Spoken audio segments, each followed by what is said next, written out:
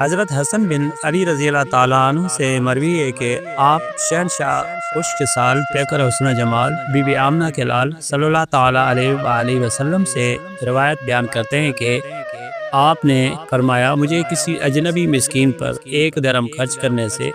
زیادہ محبوب ہے میں اپنے دینی بھائی کو 1 لقمہ کھلاؤں اور کسی اجنبی مسکین کو 100 درہم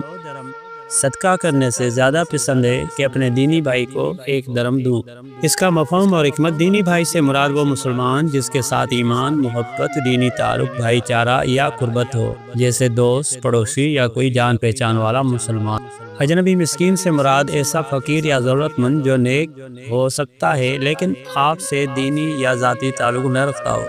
ظاہری طور پر تو 100 درہم کا صدقہ زیادہ لگتا ہے، لیکن ایک دینی بھائی کی دل سے مدد کرنا چاہے کم ہی کیوں نہ ہو اللہ تعالیٰ کو زیادہ پسند ہے، کیونکہ یہ اخوت، خیرخواہی اور قربت پر مبنی عمل ہے۔ غربا کی مدد ضرور کریں، لیکن اگر آپ کا قریبی دوست، بھائی یا پڑوسی کسی مشکل میں ہے تو کہہ اس کی مدد کریں، کیونکہ دین صرف عبادات کا نام نہیں بلکہ انسانی تعلقات کو بہتر بنانے کا بھی نام ہے۔